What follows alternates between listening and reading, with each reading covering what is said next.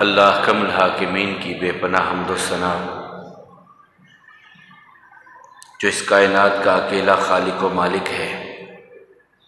لاکھوں کروڑوں درود و سلام امام الانبیاء والمرسلین جناب محمد کریم علیہ تحیۃ و تسلیم پر، رحمت و مغفرت کی دعا صحابہ کرام، تابعین اعظام، ائمہ مجتہدین اور تمام مرحومین مسلمین کے لیے، پوری انسانیت کے لیے امن، ایمان اور ہدایت کی دعا کے بعد، پچھلے خطبہ جمعہ میں ہم واقعہ افک کے بارے میں بات کر رہے تھے، جو غزوہ بنی مصطلق رسول اللہ صلی اللہ علیہ وسلم جب اس میں گئے، اللہ نے کامیابی عطا کی تو دو بڑے واقعات اس ضمن میں ہوئے۔ ایک تو منافقین کا شور شرابہ تھا، لَئِن رَجَعْنَا إِلَى الْمَدِينَةِ لَيُخْرَجَنَّ الْأَعَزُّ مِنْهَا الْأَذَلَّ، ہم لوٹ کے جائیں گے تو استغفر اللہ ان کمزور مسلمانوں کو مدینے سے نکال دیں گے۔ دوسرا واقعہ افک تھا، جو بہتان لگایا گیا سیدہ عائشہ رضی اللہ تعالیٰ عنہا وارضہ پر، جس کے بارے میں مالک کائنات نے اعلان کیا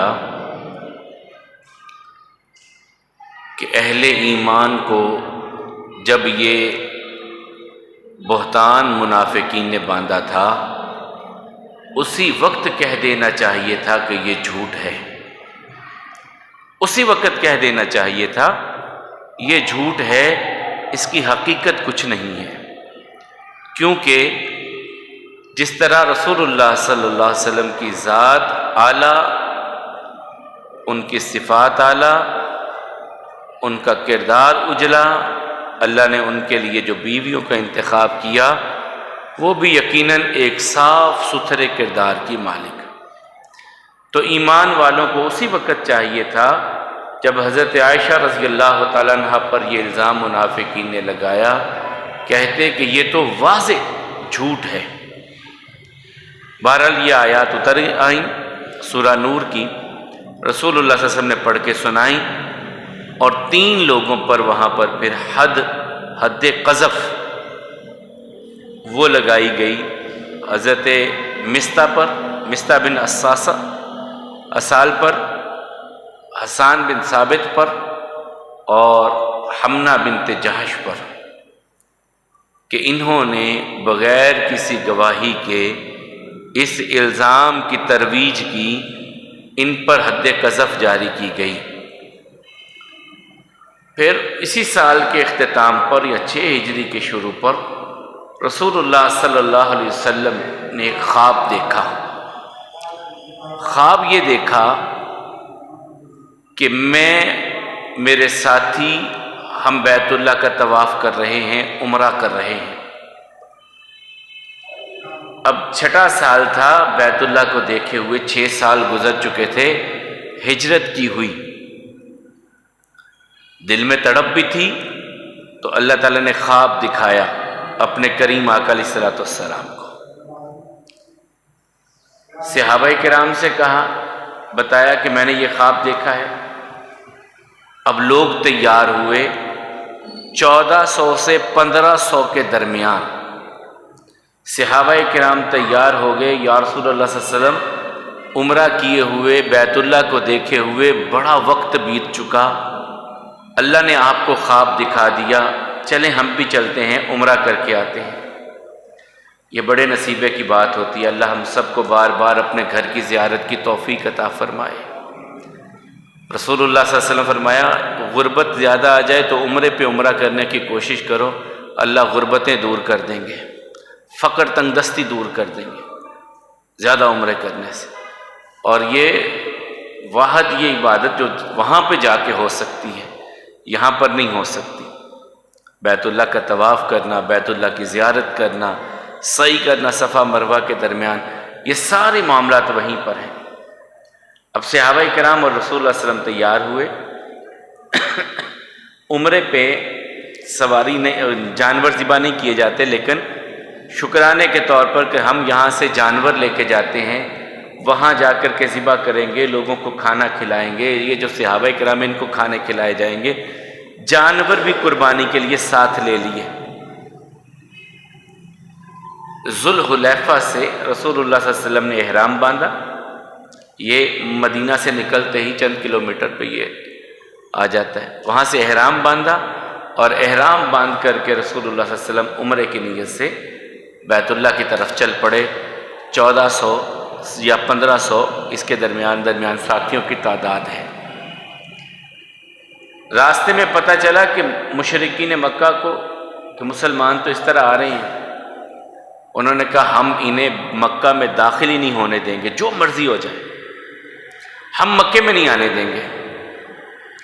ادھر جب رسول اللہ صلی اللہ علیہ وسلم نکلے تو منافقوں نے بھی باتیں کرنا شروع کر دیں کہ یہ جا تو رہے ہیں، واپس نہیں آئیں گے، نہ تو یہ ہتھیار لے کر کے جا رہے ہیں، نہ ان کے پاس کوئی اسلحہ ہے، عمرہ کرنے چل پڑے، مکے والوں نے ان کو آنے نہیں دینا۔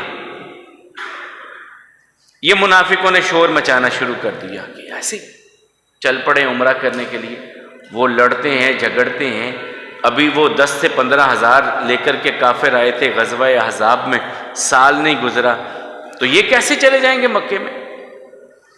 اللہ تعالیٰ کہتے ہیں ہم نے تمہاری ان منافقوں کی آزمائش کر رہے تھے، اور یہ سوچ رہے تھے کہ کچھ نہیں ہوگا، مسلمان واپس آئیں گے ہی نہیں، لیکن اے میرے نبی صلی اللہ علیہ وسلم، ہم جب آپ کو واپس لائیں گے نا، یہی آپ کے سامنے آ کے بہانے کریں گے، یہی منافق آپ کے سامنے آ کر کے بہانے کر رہے ہوں گے۔ تو رسول اللہ صلی اللہ علیہ وسلم جب نکلے صحابہ کرام کے ساتھ، احرام باندھا، سواریاں ساتھ تھیں، حدیبیہ تک جب پہنچے تو مکے والوں نے کہا جی ہم نے عمرہ نہیں کرنے دینا۔ مختلف گروپ آتے رہے مذاکرات کے لیے۔ رسول اللہ صلی اللہ علیہ وسلم نے بھی اپنی طرف سے مذاکرات کے لیے تلاش کیا کہ کس کو مکہ میں بھیجا جائے کہ جو جا کر کے وہاں پر بات چیت کرے کہ ہم لڑنے کے لیے نہیں آئے، ہم تو آئے ہیں عمرہ کریں گے، چلے جائیں گے واپس، نہ ہم کوئی اسلحہ لے کر کے آئے ہیں، نہ ہمارے پاس کوئی اور معاملہ ہے، نہ کوئی ہمارا مقصد ہے، یہ سواریاں ہیں، یہ اونٹ ہیں، یہ جانور ہیں، ہم بیت اللہ میں آئیں گے، عمرہ کریں گے، انہیں ذبح کریں گے، کھانے کھلائیں گے، واپس چلے جائیں گے۔ لیکن وہ نہ مانے، تو رسول اللہ صلی اللہ علیہ وسلم نے پہلے تو حضرت عمر رضی اللہ عنہ کو بلایا، عمر تم جاؤ۔ کہا یا رسول اللہ صلی اللہ علیہ وسلم میرا ایک مشورہ ہے، آپ اگر قبول کر لیں۔ کہا کیا؟ کہا میری طبیعت جس طرح کی ہے اور ان کے معاملات جس طرح کے ہیں، مکے والوں کو معاملہ بگڑ نہ جائے، آپ ایسا کریں کہ عثمان رضی اللہ تعالیٰ عنہ کو بھیج دیں، عثمان کو بھیجیں، وہ معاملہ شاید حل ہو جائے۔ انہیں آپ رسول اللہ صلی اللہ علیہ وسلم نے حضرت عثمان رضی اللہ عنہ کو بلایا، عثمان تم جاؤ، مکے والوں سے گفتگو کرو، انہیں بتاؤ کہ ہم لڑنے کے لیے نہیں آئے، جھگڑا کرنے کے لیے نہیں آئے، ہم صرف عمرہ کرنے آئے، عمرہ کر کے ہم واپس چلے جائیں گے، ہمارا مقصد کوئی خون ریزی نہیں ہے۔ عثمان رضی اللہ تعالیٰ جب مکہ میں گئے تو ان کے چچا کے بیٹوں نے استقبال کیا، ابان بن سعید بن عاص وغیرہ نکلے کہ ہمارا بھائی آ رہا ہے 6-7 سال کے بعد، وہ نکلے استقبال کے لیے انہیں لے کر کے مکہ میں، اور وہیں پہ وہ آتا ہے نا کہ ان کی چادر ٹخنوں سے اوپر تھی، تو بھائیوں نے کہا کہ تھوڑی سی یار نیچے کر لو، لوگ سمجھتے ہیں اس کے پاس کپڑا کم تھا، غریب آدمی، ہم بھی کہتے ہیں نا، کسی کی چادر کو، کسی کی سلوار کو ٹخنوں سے اوپر دیکھ لیں تو ہم کہتے ہیں پانی لگا کے آیا، کہاں سے آیا، نیچے کر اس کو۔ حالانکہ یہ اتنا بڑا حکم ہے رسول اللہ صلی اللہ علیہ وسلم کا، ہم نے آقا کے اس حکم کی قدر نہیں کی۔ آقا فرماتے ہیں قیامت کے دن اللہ تعالیٰ اس بندے کی طرف نظر رحمت سے نہیں دیکھیں گے جو تکبر کی وجہ سے اپنی سلوار، اپنی چادر کو ٹخنوں سے نیچے رکھتا ہے۔ جس کی طرف اللہ نظر رحمت سے دیکھیں گے نہیں، اس کا ٹھکانہ کیا ہوگا؟ کبھی سوچا ہم نے؟ والدین کا نافرمان، دیوس، اور اپنی چادر کو تکبر کی وجہ سے ٹخنوں سے نیچے رکھنے والا اللہ نظر رحمت سے دیکھیں گے، ولا یکلمہم، نہ اللہ سے بات ہی کریں گے۔ وہ جو ہم بھی ناراض ہو جائیں تو کسی سے کہتے ہیں نا میں نے تو اس سے بات ہی نہیں کرنی، میں نے تیری طرف دیکھنا ہی، اللہ تعالیٰ کہتے ہیں نہ میں ان کی طرف دیکھنا ہے نہ میں نے ان سے بات کرنی ہے۔ اور یہ اتنا بڑا، ہم بھی بس وہ ہوتا ہے کہ نماز میں بھائی کر لو، بھائی ساری زندگی کے لیے حکم ہے، ساری زندگی کے لیے حکم ہے۔ لیکن اس کا الٹ ہو گیا، ہمارے خواتین نے اپنے ٹخنوں کو ننگا کر لیا اور مردوں نے چھپا لیا، الٹ ہو گیا۔ ام سلمہ کہتی ہیں رضی اللہ تعالیٰ عنہ، جو رسول اللہ صلی اللہ علیہ وسلم کی زوجہ محترمہ ہیں، اور اس حدیبیہ میں رسول اللہ صلی اللہ علیہ وسلم کے ساتھ وہی آئی تھیں۔ جب آقا نے کہا نا کہ تم مردوں کو ٹخنے ننگے رکھا کرو،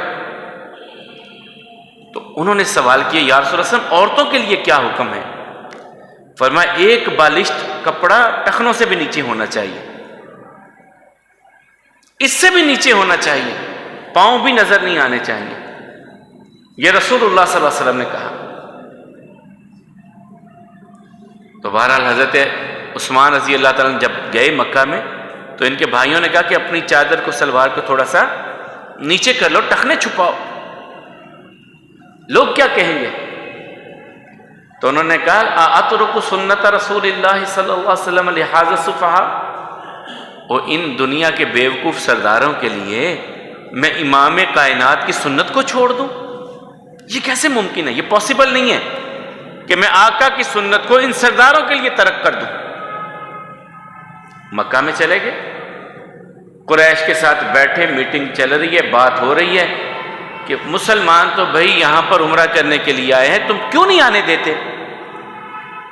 انہوں نے کہا بھائی بات یہ ہے کہ ہماری جنگیں ہوتی رہی ہیں، سارے جھگڑے ہوتے رہے، ہم نے نہیں عمرہ کرنے دینا،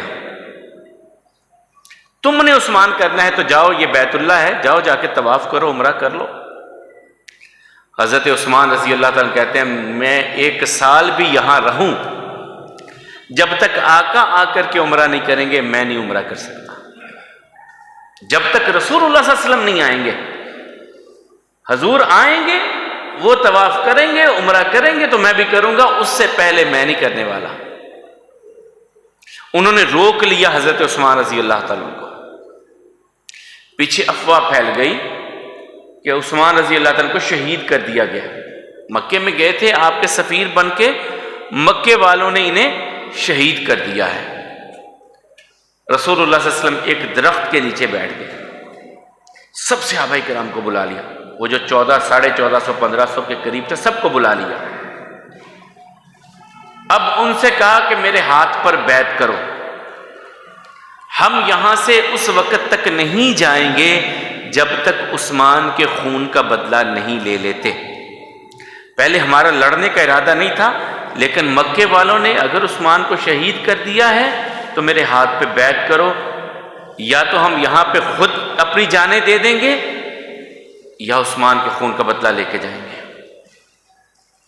یوں رسول اللہ صلی اللہ علیہ وسلم نے ہاتھ کیا، یہاں ادب کے بڑے بڑے معاملات نظر آئے۔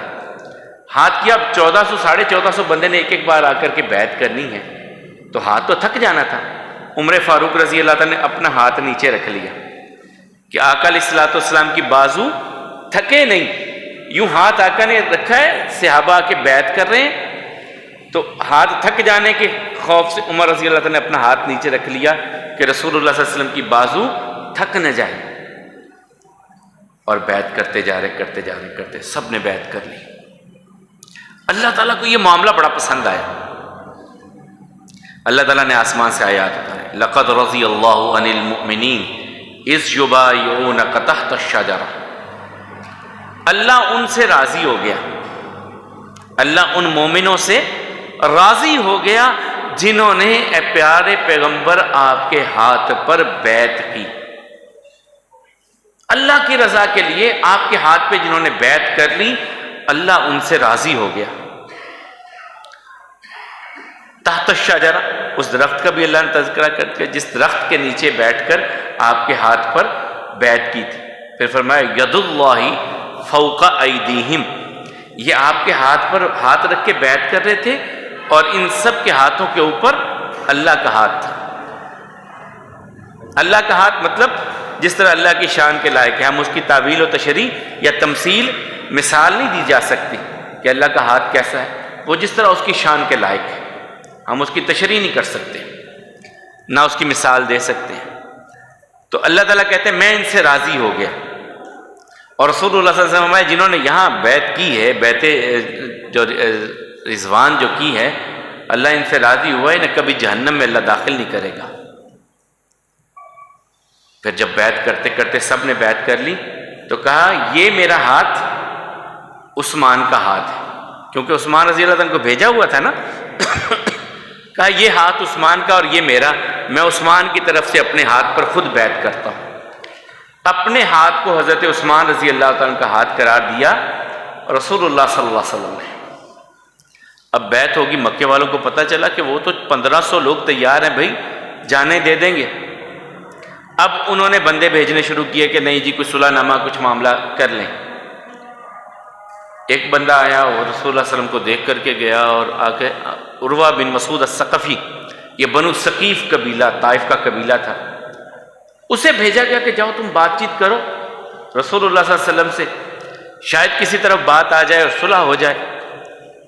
وہ آیا اور آ کر کے رسول اللہ صلی اللہ علیہ وسلم کو کچھ دھمکانے کے انداز میں کہنے لگا، اے محمد صلی اللہ علیہ وسلم، مکے والے بڑے تیار ہیں، ان کی تیاری بڑی زبردست ہے، وہ اس وقت پاورفل ہیں، اور یہ جو آپ کے پاس لوگ ہیں نا، جب لڑائی ہوگی یہ بھاگ بھوگ جائیں گے آپ کے پاس، کوئی کہاں کا، کوئی کہاں کا، کوئی کہاں کا، کوئی کس قبیلے کا، کوئی کس قبیلے کا۔ تو جب لڑائی ہوگی نا مکے والوں سے تو یہ بھاگ جائیں گے۔ وہاں پہ حضرت ابو بکر رضی اللہ تعالیٰ نے جھٹکا دیا اس کو، او دشمن خدا، تم یہ کیا بات کہتے ہو کہ بھاگ جائیں گے؟ واللہ ہم وہ لوگ ہیں جہاں آقا کا پسینہ ہوگا ہم اپنا خون بہائیں گے وہاں پر۔ اور تم نے یہ دیکھا ہے، خندق میں بھی دیکھا ہے، احد میں بھی دیکھا ہے، بدر میں تم نے دیکھا ہے کہ کس طرح لوگوں نے رسول اللہ صلی اللہ علیہ وسلم نے جہاں پسینہ بہا تھا اپنا خون بہایا تھا، تم نے دیکھا ہے۔ اب یہاں پر صحابہ کرام نے ایک کمال معاملہ کیا۔ یہ جو عروہ بن مسعود ثقفی آیا تھا، جب اس نے یہ بات کی نا کہ یہ لوگ چھوڑ کے آپ کو چلے جائیں گے، اب رسول اللہ صلی اللہ علیہ وسلم نے پانی منگوایا وضو کے لیے۔ اب جب وضو کرنے لگے تو صحابہ کرام نے اپنے ہاتھ آگے کر دیے کہ جو پانی کے قطرے ہوتے ہیں، رسول اللہ صلی اللہ علیہ وسلم وضو فرما رہے ہیں اور وہ پانی کے قطرے اپنے ہاتھوں پہ لے کر کے اپنے چہروں پہ مل رہے ہیں، اپنی داڑھیوں پہ مل رہے ہیں، اپنے جسموں پہ مل رہے ہیں۔ یہ میسج دے رہے ہیں عروہ کو، وہ سامنے دیکھ رہا ہے، جو مذاکرات کے لیے کافروں کی طرف سے آئے وہ سامنے دیکھ رہا ہے، اور میسج دے رہے ہیں کہ ہم تو رسول اللہ صلی اللہ علیہ وسلم کے وضو کے پانی کو گرنے نہیں دیتے، ان کے لعاب دہن کو گرنے نہیں دیتے، ہم ان کا خون تمہیں بہانے دیں گے، ان کے بارے میں تمہیں ایسا کرنے دیں گے؟ یہ کیسے ممکن ہے؟ عروہ بڑا حیران ہوا کہ ایسے جانسار کہ جو ایک پانی کی بوند زمین پر نہیں گرنے دیتے، ان کی اتنی چاہت، اتنی محبت کرنے والے لوگ۔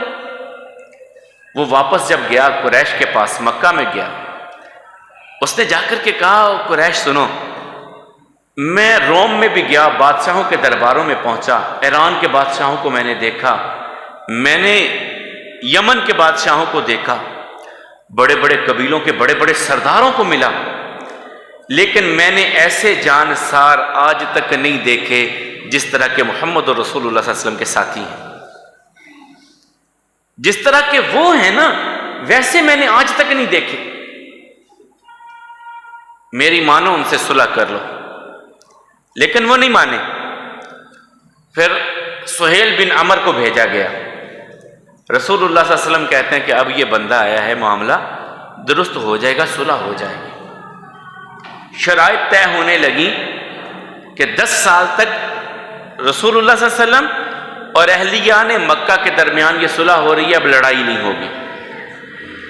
10 سال کے لیے یہ معاہدہ ہو رہا ہے، 10 سال میں ہم دوبارہ لڑیں گے نہیں، ایک دوسرے کے مقابل میں نہیں آئیں گے۔ دوسری شرط، آپ اس سال عمرہ نہیں کریں گے، آپ واپس چلے جائیں، اگلے سال آ کر کے آپ عمرہ کریں گے، 3 دن آپ مکے میں رہیں گے، ہم مکے کو خالی کر دیں گے، آپ آرام سے عمرہ کیجئے، اور 3 دن مکے میں رہنے کے بعد آپ چلے جائیں گے اگلے سال۔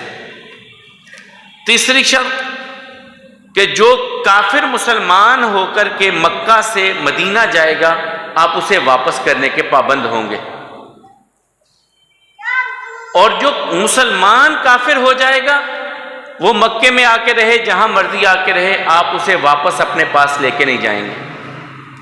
اب یہ جو شرط تھی نا کہ کوئی مسلمان اگر مکے سے مدینہ جائے گا تو مسلمان اسے واپس مکے والوں کو بھیج دیں گے، یہ اس شرط پر آ کر صحابہ کرام کہنے لگے یا رسول اللہ صلی اللہ علیہ وسلم ہم نے صلح نہیں کرنی ان سے۔ یہ شرط کیا ہوئی کہ ہمارا بندہ کوئی مسلمان ہو جائے اور وہ مکہ چھوڑ کے مدینہ آئے تو ہمیں واپس کرنا پڑے گا، اور کوئی مسلمان کافر ہو جائے، دوبارہ مرتد ہو جائے تو ہم کافروں کے حوالے کریں گے، یہ الٹ شرط کیا ہوئی؟ وہاں پہ حضرت عمر رضی اللہ عنہ نے کہا یا رسول اللہ صلی اللہ علیہ وسلم الیسنا علی الحق، ہم حق پر نہیں ہیں؟ کہاں بھلا ہم حق پر ہیں، آپ اللہ کے رسول نہیں ہیں؟ ہاں میں اللہ کا رسول ہوں۔ پھر ان کافروں سے اتنا دب کر صلح کیوں کر رہے ہیں ہم؟ رسول اللہ صلی اللہ علیہ وسلم فرمایا عمر میں اس کے احکامات کا پابند ہوں، میں اللہ کے احکامات کا پابند ہوں، جو ادھر سے حکم آئے گا وہی کروں گا۔ خاموش ہو گئے عمر رضی اللہ تعالیٰ۔ ابھی یہ معاہدہ تحریر ہونے لگا ہے تو سب سے پہلے حضرت علی رضی اللہ عنہ کو بلایا کہ علی لکھو، صلح نامہ تحریر کرو، لکھو بسم اللہ الرحمن الرحیم۔ تو سہیل بن عمر کہنے لگا یہ الرحمن الرحیم کیا ہے؟ بسم اللہ تو ہم جانتے ہیں، اللہ کو تو ہم جانتے ہیں، یہ رحمان الرحیم کیا ہے؟ اسی لیے اللہ تعالیٰ نے کہا ایم ما تدعو فلہ الاسماء عبد اللہ عبد الرحمن ایم ما تدعو فلہ الاسماء الحسنی، یہ رحمان بھی اللہ ہی ہے، رحیم بھی اللہ ہی ہے، جس نام سے بھی پکارو تم اللہ کو، یہ اللہ کے خوبصورت نام ہے۔ لیکن رسول اللہ صلی اللہ علیہ وسلم نے فرمایا کہ اب بحث کیا کرنی، لکھو بسمک اللہم، تیرے نام کے ساتھ ہے ہمارے اللہ، یہ لکھ دیا گیا۔ آگے ہوا یہ معاہدہ تحریر ہو رہا ہے قریش مکہ کے درمیان اور محمد رسول اللہ صلی اللہ علیہ وسلم کے درمیان۔ حضرت علی رضی اللہ تعالیٰ لکھ رہے ہیں کہ قریش مکہ کے درمیان اور محمد رسول اللہ صلی اللہ علیہ وسلم کے درمیان یہ معاہدہ ہو رہا ہے۔ سہیل پھر بول پڑا، کہا نہیں جی نہیں، اگر ہم آپ کو رسول اللہ مان لیں پھر ہمارا آپ کا جھگڑا کس چیز کا؟ ہم آپ کو اللہ کا رسول نہیں مانتے، آپ یہاں لکھیں محمد بن عبداللہ۔ رسول اللہ صلی اللہ علیہ وسلم علی لکھ دو محمد، میں ہوں تو اللہ کا رسول ہی، یہ مانے نہ مانے، اس کے مانے نہ ماننے سے کیا فرق پڑتا ہے، تم لکھ دو محمد بن عبداللہ۔ حضرت علی کہنے لگے نہیں یا رسول اللہ صلی اللہ علیہ وسلم، میں نے جو لکھ دیا میں نے نہیں مٹانا، میں نے نہیں مٹانا، رسول اللہ صلی اللہ علیہ وسلم میرے پاس کرو، مجھے تو خود اپنے ہاتھ سے پھر وہاں پر رسول اللہ کو مٹا، محمد بن عبداللہ لکھ دیا۔ اور یہ معاہدہ تحریر ہو رہا تھا ابھی کہ اسی جو کافروں کا نمائندہ تھا اس کا بیٹا مسلمان تھا ابو جندل، اور وہ اسے گھر میں زنجیروں کے ساتھ باندھ کے آیا تھا، وہ کسی طرح زنجیریں توڑ تاڑ کر پہنچ گیا حدیبیہ میں رسول اللہ صلی اللہ علیہ وسلم کے پاس۔ کہنے لگا یا رسول اللہ صلی اللہ علیہ وسلم میرا باپ آپ سے تو معاہدہ کر رہا ہے، مجھے قید میں ڈالا ہے، میں مسلمان ہو گیا ہوں، مجھے آپ اپنے ساتھ مدینے لے جائیے۔ سہیل کہنے لگا یا رسول اللہ، اے محمد صلی اللہ علیہ وسلم آپ کا میرا معاہدہ ہو گیا ہے کہ کوئی مکے سے بھاگ کر مدینہ جائے گا تو ہم واپس لے جائیں گے مکے میں، تو یہ میرا بیٹا بھاگ کے آئے، واپس کیجیے۔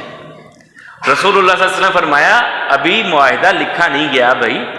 اس نے کہا بات ہو گئی، کہا بات ہو گئی۔ رسول اللہ صلی اللہ علیہ وسلم فرمایا میں معاہدے کا پابند ہوں، ابو جندل تو اپنے باپ کے ساتھ واپس جا۔ اس نے کہا یا رسول اللہ صلی اللہ علیہ وسلم ابھی دستخط نہیں ہوئے، معاہدہ تحریر نہیں ہوا، آپ مجھے کیوں ان ظالموں کے حوالے کر رہے ہیں، یہ مجھ پر ظلم کرتے ہیں، دیکھو تو صحیح میرا حال کیا کر دیا، میرے باپ نے مسلمان ہونے کے جرم میں میرے ساتھ کیا کچھ کیا، یہ میرا جسم دیکھ لیجیے، آپ مجھے پھر اس ظالم باپ کے ساتھ بھیج دیں گے، یہ پھر مجھ پر ظلم کرے گا۔ رسول اللہ صلی اللہ علیہ وسلم فرمایا صبر کر، اللہ تیرے لیے آسانیوں کے معاملے کو کریں گے، لیکن میں نے جو زبان دے دی ہے اب اس سے میں پیچھے نہیں ہٹ سکتا، جو بات میں نے کہہ دی ہے وہ بات کہہ دی ہے، اب پیچھے نہیں ہٹ سکتا۔ یہ ہمارے لیے کتنا بڑا میسج ہے، ہم تو باتیں کر کے ایک دوسرے سے قول و قرار کر کر کے پیچھے ہٹ جاتے ہیں، میں نے جو بات کہی ہے وہ منوان اسی طرح ہوگی۔ اب یہاں سے وہ معاہدہ نامہ تحریر ہو گیا کہ 10 سال ہم لڑیں گے نہیں، امن ہوگا، اطمینان ہوگا۔ تو رسول اللہ صلی اللہ علیہ وسلم یہاں سے پھر واپس جانے لگے۔ واپس جانے سے پہلے وہ قربانی کے جانور تھے، اب کیا کریں؟ صحابہ کرام کو کہا بھائی انہیں ذبح کر دو اور اپنی حجامت بنوا لو، جو عمرہ کرنے کے بعد بال کٹوانا ہے یا سر کو منڈوانا ہے؟ تو کہا اپنے سر منڈواؤ یا بال کٹوا دو اور جو جانور ہے انہیں ذبح کر دو۔ صحابہ کرام سارے اسی معاملے میں مبتلا ہیں کہ یہ ہوا کیا؟ 3 بار کہا، کوئی بھی نہیں اٹھا۔ رسول اللہ علیہ وسلم خیمے میں چلے گئے۔ خیمے میں جا کے ام سلمہ رضی اللہ تعالیٰ عنہ سے کہنے لگے کہ صلح ہو گئی ہے لیکن میرے ساتھیوں نے ابھی تک معاملے کو سمجھا نہیں ہے۔ میں انہیں کہتا ہوں کہ جانوروں کو ذبح کر دو، سر کو منڈوا لو، بال کٹوا لو، کوئی اٹھ ہی نہیں رہا۔ حضرت ام سلمہ کہتی ہیں یا رسول اللہ صلی اللہ علیہ وسلم آپ جا کر کے خود یہ کام کریں گے تو دوسرے کریں گے، آپ جائیے اپنے جانوروں کو ذبح کر دیجئے، اپنی حجامت بنوا لیجئے، دوسرے بھی دیکھ کر ایسے کر لیں گے۔ تو رسول اللہ صلی اللہ علیہ وسلم نے ایسا ہی کیا، باہر نکلے، حجام کو بلایا، بھئی میرے بالوں کو مونڈ دو۔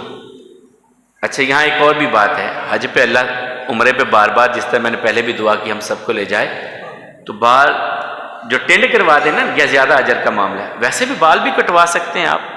تو رسول اللہ صلی اللہ علیہ وسلم نے 3 بار رحمت کی دعا کی ہے، جو اپنی بالکل بال اتروا دیتا ہے، صاف کروا دیتا ہے، 3 بار اس کے لیے رحمت کی دعا کی، اور چوتھی بار کہا کہ ہاں اگر کوئی کٹوا دے تو وہ بھی اس پر بھی اللہ کی رحمت ہو۔ تو رسول اللہ صلی اللہ علیہ وسلم نے حجامت بنوائی اور اپنے جانوروں کو ذبح کیا۔ اب جب صحابہ کرام نے دیکھا کہ رسول اللہ صلی اللہ علیہ وسلم یہ کام کر رہے ہیں تو سارے دوڑ پڑے، اپنے اپنے جانور ذبح کر رہے ہیں اور اپنے اپنے بال منڈوا رہے ہیں۔ تو یہاں سے پھر رسول اللہ صلی اللہ علیہ وسلم واپس جا رہے ہیں تو اللہ تعالیٰ نے سورہ فتح کی آیات نازل کی، سورہ فتح نازل کی، اِنَّا فَتَحْنَا لَكَ فَتْحًا مُبِينًا۔ اے پیارے پیغمبر صلی اللہ علیہ وسلم ہم نے آپ کو بہت بڑی اور واضح کامیابی عطا کر دی ہے۔ عمر رضی اللہ تعالیٰ عنہ کہتے ہیں جب یہ آیات اتری تو مجھے بلایا، عمر کو بلا کر کے لائے، کہتے میں گیا تو رسول اللہ صلی اللہ علیہ وسلم فرمایا عمر اللہ تعالیٰ نے یہ آیات اتاری ہیں کہ ہم نے آپ کو کامیابی عطا کر دی ہے، بہت بڑی کامیابی عطا کی ہے۔ عمر رضی اللہ عنہ کہیں یا رسول اللہ صلی اللہ علیہ وسلم یہ کامیابی ہے کہ ہم مسلمانوں کو اپنے ساتھ لے جا نہیں سکتے مکے سے؟ کہا عمر مسلمان جہاں بھی ہوگا وہ آگے دین پھیلانے کا سبب بنے گا، ہمارے ساتھی جو مکے میں رہ جائیں گے وہ دوسروں کو تبلیغ ہی کریں گے نا، ان کے ساتھ اور مسلمان کچھ ہو جائیں گے، فکر نہ کرو تو یہاں سے واپس پلٹے پھر رسول اللہ صلی اللہ علیہ وسلم مکہ المکرمہ سے حدیبیہ سے واپس ہوئے اور یہ پہنچے مدینہ میں۔ مدینے میں پھر وہی بات جو منافقین کی میں نے ابتدا میں کہی تھی، ان کو بہت تھا کہ یہ جا رہے ہیں مسلمان، انہوں نے واپس پلٹ کے آنا ہی نہیں ہے، مکے والوں نے ان کو سب کو جو ہے وہ قتل کر دینا ہے، یہ ہو جانا ہے وہ ہو جانا ہے۔ جب اس کامیابی کے ساتھ واپس آئے کہ صلح نامہ ہو گیا، 10 سال کے لیے معاہدہ ہو گیا، تو اس وقت منافقین پھر آ رہے ہیں نہیں جی ہم نے تو جانا تھا آپ کے ساتھ، کس کا دل نہیں چاہتا یا رسول اللہ صلی اللہ علیہ وسلم آپ عمرے کے لیے جائیں تو آپ کے ساتھ جائیں، ہم نے بھی جانا چاہتے تھے ہم، لیکن مشغول بڑے تھے، مصروفیت بڑی تھی، ہم نے آپ کے پاس جانا تھا، مبارک ہو اللہ نے آپ کو کامیابی عطا کر دی۔ یہ اس طرح کے بہانے آ کے منافقین رسول اللہ صلی اللہ علیہ وسلم کے پاس آ کر کے کرنے لگے۔ اب جب صلح حدیبیہ کا معاملہ ہو گیا تو پھر رسول اللہ صلی اللہ علیہ وسلم نے ایک اور بڑا کام کیا، دنیا کے بادشاہوں کو خط لکھوائے، اسلام کی دعوت کو اب عرب کی زمین سے باہر کی طرف رسول اللہ صلی اللہ علیہ وسلم نے پھیلانے کے لیے بادشاہوں کو خط لکھے، حبشہ میں بھی لکھا، یمن میں بھی لکھا، اور روم میں بھی لکھا، ایران میں بھی لکھا، پھر اسی طرح غسان میں بھی لکھا، ہر طرف خط پہنچائے رسول اللہ صلی اللہ علیہ وسلم نے، اور اس کی ابتدا تھی بسم اللہ والسلام علی من اتبع علی الہدی، اللہ کے نام کے ساتھ، اور جس نے اللہ کی ہدایت کی پیروی کی اس پر سلام ہو، من محمد رسول اللہ صلی اللہ علیہ وسلم، محمد رسول اللہ صلی اللہ علیہ وسلم کی طرف سے یہ پیغام آپ کے نام ہے۔ اور خوش قسمتی ہے ان میں سے ایک خط یا 2 خط اب بھی دنیا میں محفوظ ہیں جو رسول اللہ صلی اللہ علیہ وسلم نے لکھوا کر کے دنیا کے بادشاہوں کو بھیجے تھے۔ رومن ایمپائر کا بادشاہ کیسا، اس کے پاس خط پہنچا، یہ اس وقت شام کے علاقے میں اپنے وزٹ پہ آیا تھا، یہ اس کا اپنا علاقہ تھا، اس نے خط پڑھا، خط پڑھنے کے بعد اس نے اپنے ہرکاروں کو بھیجا کہ شام میں اعلان کرو کہ جو بھی بندہ مکہ سے یا مدینہ سے آیا ہے تجارت کا سامان لینے کے لیے اسے دربار میں حاضر کیا جائے، دربار میں حاضر کیا جائے اس کو۔ ابو سفیان رضی اللہ تعالیٰ عنہ کہتے ہیں میں اس وقت تک کافر تھا اور میں تجارتی سامان لے کے مکہ سے شام آیا ہوا تھا۔ سرکاری ہرکارے ڈھونڈتے ہوئے مجھے ملے اور مجھے لے کر کے دربار میں پہنچے کیسر روم کے۔ یہ دنیا کی اس وقت دو بڑی سپر پاوریں تھیں، ایک ایران تھا ایک روم تھا۔ روم کے بادشاہ کے سامنے مجھے پیش کیا گیا۔ اس نے کہا کہ تم وہاں سے آئے ہو جہاں پر ایک بندے نے نبوت کا دعویٰ کیا ہے، اور یہ عیسائی تھا اس وقت، یہ عیسائی تھا۔ کہا جی ہاں جی میں اسی علاقے سے ہوں۔ تمہارا کبھی ان کا جھگڑا ہوا ہے؟ ہاں جی ہوا ہے، بدر بہت احزابی ہو چکی تھی۔ تو نتیجہ کیا نکلا؟ ابو سفیان کہتے ہیں کبھی وہ جیت گئے کبھی ہم جیت گئے۔ جنہوں نے نبوت کا دعویٰ کیا ان پر ایمان لانے والے پہلے جن لوگوں نے اسلام قبول کیا ہے وہ غریب تھے یا امیر؟ کہا جی امیر، غریب لوگ تھے۔ اچھا جنہوں نے نبوت کا دعویٰ کیا ہے ان کے خاندان میں کوئی پہلے بادشاہ بھی گزرا ہے؟ کہا نہیں، ان کے خاندان میں کوئی بادشاہ نہیں گزرا۔ جنہوں نے نبوت کا دعویٰ کیا ہے وہ تمہارے اندر ان کا خاندان کیسا ہے؟ کہا جی بہت اچھا، بہت اعلیٰ خاندان۔ پھر اس نے سوال کیا تمہارا ان کا کبھی کوئی معاہدہ ہوا ہو اور انہوں نے معاہدے کے ساتھ کیا کیا؟ کہا جی جب بھی انہوں نے کہیں معاہدہ کیا کبھی معاہدے کی خلاف ورزی نہیں کی۔ اب دیکھ لیں وہ کافر اس وقت ہیں اور مخالف بھی ہیں، لیکن بادشاہ کے دربار میں بھی سچ بول دیا، بادشاہ کے دربار میں سچ بول رہے ہیں۔ اب بادشاہ اور سوال کرتا گیا تو انہی سوالوں پہ واپس پلٹا۔ کہا اگر ان کے خاندان میں کوئی بادشاہ ہوتا نا تو میں کہتا کہ یہ اپنے خاندان کی بادشاہت دوبارہ حاصل کرنے کے لیے نبوت کا دعویٰ کیا ہے، ایسا نہیں ہے۔ تم نے کہا ان کے خاندان میں کوئی بادشاہ نہیں تھا، اس کا مطلب ہے کہ وہ دنیا کے لالچ میں نہیں ہے۔ پھر میں نے پوچھا کہ ان کا خاندان کیسا ہے؟ تم نے بتایا کہ ان کا خاندان ہمارے علاقے میں سب سے معزز، سب سے محترم خاندان ہے۔ انبیاء کرام جب بھی آتے ہیں اپنے علاقے کے سب سے معزز خاندان میں آتے ہیں۔ پھر میں نے تم سے پوچھا کہ ان پر ایمان لانے والے غریب تھے یا امیر؟ تم نے کہا غریب۔ سچ یہ ہے کہ نبیوں کی دعوت کو سب سے پہلے غرباء نے قبول کیا۔ پھر میں نے تم سے سوال کیا کہ ان پر جو ایمان لانے والے ہیں کبھی ان کو چھوڑ کے پیچھے بھی ہٹ گئے ہیں، کوئی مرتد ہو گیا ہو، اسلام سے باہر نکل گیا ہو؟ کہا نہیں ایسا نہیں ہوا۔ کہا انبیاء کرام کے ساتھ بھی ایسا ہی ہوتا ہے، جو ان پر ایمان لاتا ہے پھر پلٹتا نہیں ہے ان کی زندگیوں۔ پھر میں نے تم سے سوال کیا کہ تمہاری ان کی جنگیں ہوئیں تو کیا نتیجہ نکلا؟ کہا کبھی وہ کامیاب ہوئے کبھی میں۔ کہا اللہ تعالیٰ اسی طرح انبیاء کرام کی آزمائشیں کرتے ہیں۔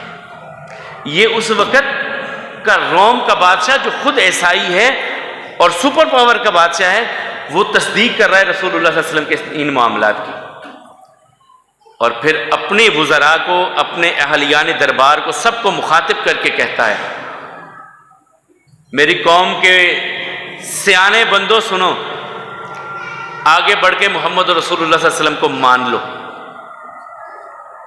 لوگوں نے شور مچا دیا، وزیر، مشیر، فوجی سب کھڑے ہو گئے، یہ کیا بات کی؟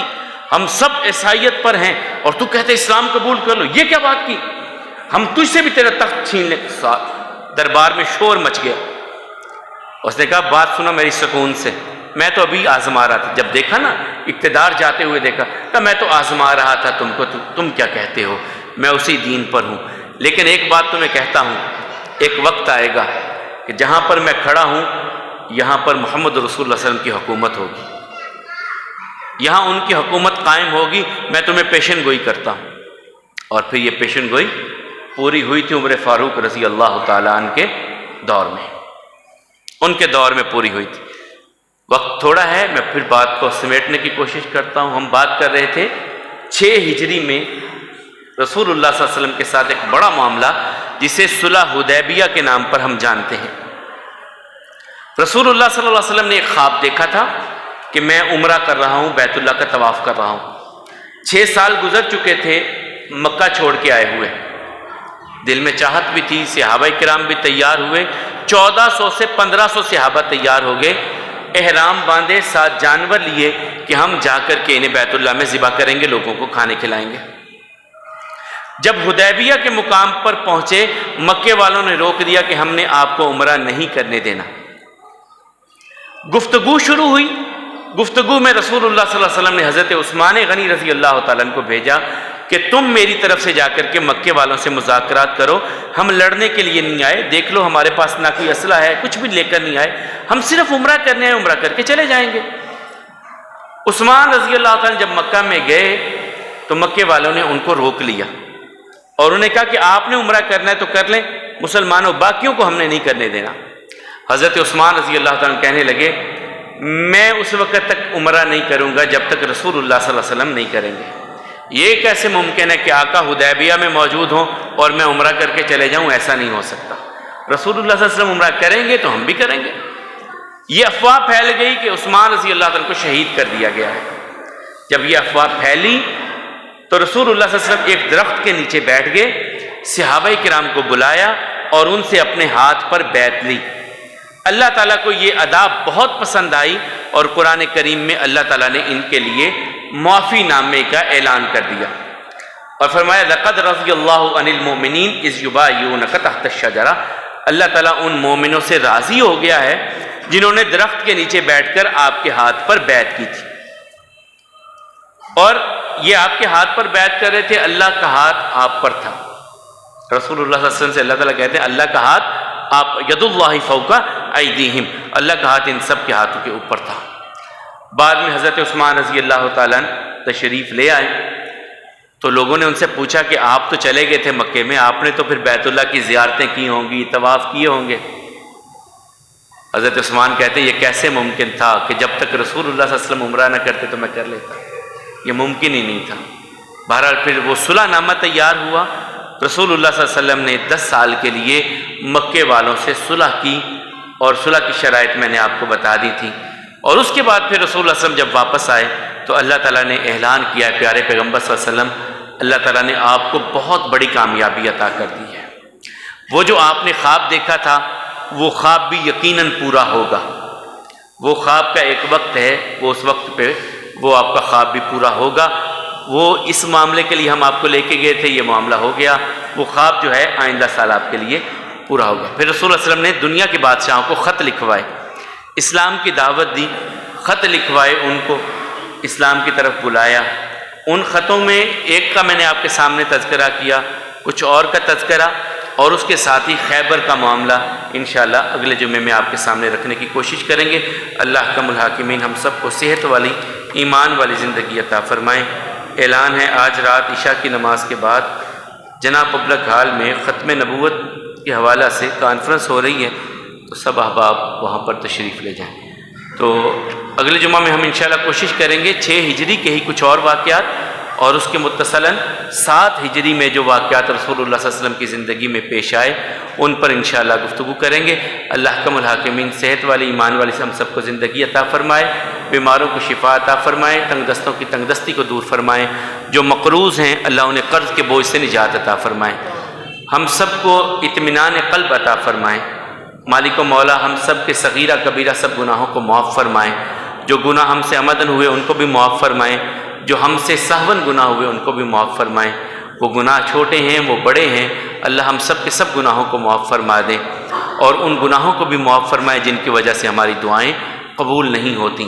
مالک و مولا جو صاحب اولاد ہیں ان کی اولاد کو ان کی آنکھوں کی ٹھنڈک بنائیں، اپنے والدین کی خدمت کی توفیق عطا فرمائیں، جن کی جھولیاں اولاد کی نعمت سے محروم ہے اللہ انہیں نیک صالح اولاد عطا فرمائے، جو رزق کی تنگی کا شکار ہے اللہ ہم سب کو حلال طیب اور وافر رزق عطا فرمائے، ہم سب کی نیک حاجتوں کو پورا فرمائیں، ہم سب کی نیک خواہشوں کو پورا فرمائیں اور ہم سب کو اپنے ہی در کا فقیر بنائیں، غیروں سے ہم سب کو بے نیاز کر دیں۔